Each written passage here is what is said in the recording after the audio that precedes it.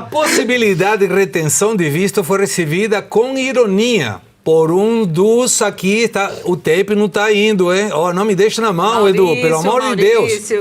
Vamos lá. Foi recebida com ironia por um dos magistrados da Suprema Corte Brasileira. Ao jornal Valor Econômico, um dos ministros, que não foi identificado, respondeu aos questionamentos sobre a possível perda do visto com a frase, abre aspas, sempre teremos Paris, fecha aspas, fazendo referência ao filme Casablanca de 1942.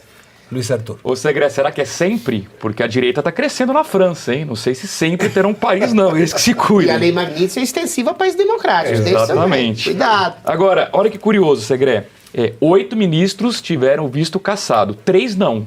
Quem são? O André Mendonça e o Cássio Nunes, os dois indicados por Bolsonaro. Embora o Cássio com K seja um ministro meio flex, né? Hora de um lado, hora de outro.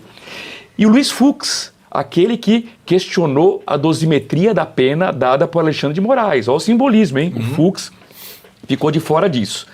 Há um ano, mais ou menos, Segré, o Alexandre de Moraes bania o X aqui do Brasil, e a gente dizia que, olha, é o início de uma crise diplomática. Pronto, chegou a crise diplomática com impactos econômicos. Também chegaram os impactos com a história dos 50% da tarifa. Agora, a questão dos BRICS, olha como o Brasil é tolo, né? O Brasil entenda governo Lula, né? Olha como eles são bobinhos.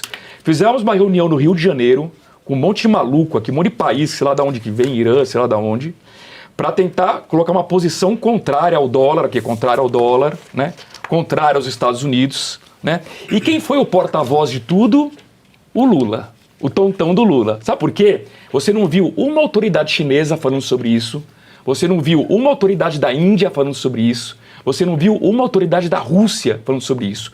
O trouxa que pegou a bandeira e empunhou foi o Brasil. E quem é o trouxa que está sendo punido corretamente pelo Trump é o Brasil. Parabéns ao presidente Lula. É tão trouxa, é tão tontão. Primeiro, você não tem como retirar a realidade que 65% das transações financeiras do mundo são feitas em dólar. Sim. Ninguém cancela isso de um dia para o outro, porque já tem uma regulação automática no valor do dólar. E tem mais um detalhe, como que a China vai ser estúpida de querer retirar o dólar da jogada se ela tem as maiores reservas do mundo em dólar? Absolutamente. Ela vai simplesmente, não vou pegar todo esse dinheiro e jogar fora, porque essa reserva em dólar que me permite, por exemplo, comprar o Brasil. Mas isso tem a ver com a ignorância, e quando a gente fala de ignorância não é pejorativo, estamos falando de alguém que ignora sobre determinadas pautas. Certo. Em 1944 teve uma reunião na cidade de Bretton Woods, em que aí se determinou o uso do dólar como uma moeda de uso para o comércio internacional. Até 1973, se não lembro mal, em que o padrão ouro foi abolido. Não tem mais.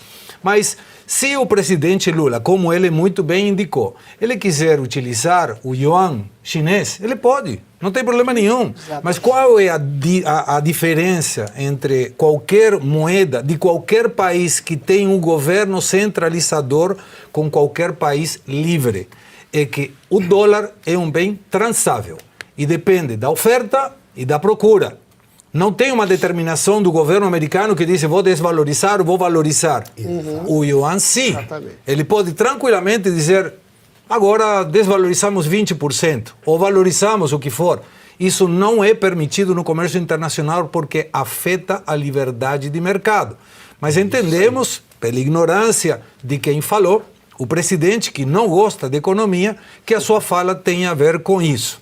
Eu estou lendo o chat aqui, e o Pavinho me falou, leia o chat que tem coisas interessantes. Tem alguém que fala, relaxa, Segré, e eu vou explicar. Eu estou cagado. Já foi.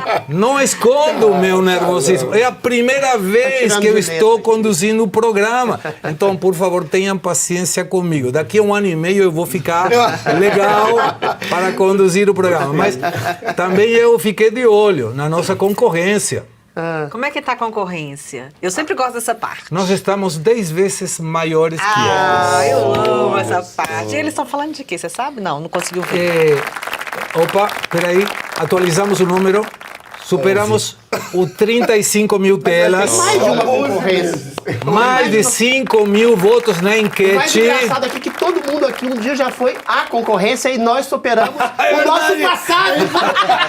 Mas é muito bom, né? Evoluir. Nós do passado éramos a concorrência, nós voltamos a ser Evoluir. a Oeste aqui e aí superamos a concorrência que Somos hoje é o presente. líderes de O passado acima do audiência. Aproveitando deixa do Nós Adriles, fizemos a concorrência existir como de existiu. alguma Nós maneira. criamos a concorrência e superamos a concorrência. É meio cruel dizer isso, mas é o que vale aqui, é a audiência que manda. A gente Audiência que manda. existe se a audiência nos acompanha. Se a audiência nos acompanha, não temos nenhum motivo para existir. Quando eu comentei com alguns colegas que eu vinha para a revista Oeste, alguém que não importa quem, mas é muito conhecido no ambiente televisivo e de rádio, falou: será bem-vindo à insignificância. que isso. Esse foi o comentário. Eu E aí acho que foi uma brincadeira, Não, não. não foi. Não foi. E eu falei, eu prefiro sordidez a mesmo. minha insignificância, falando a verdade e tendo liberdade para falar a minha opinião sobre qualquer assunto Isso aí. que seja, a ter significância controlada ou regulada ou limitada. O segredo, isso que você falou é fundamental, né? Eu trabalhei muito tempo aqui na Oeste, fui colunista aqui, ao lado do Augusto, ao lado de grandes, brilhantes colunistas aqui.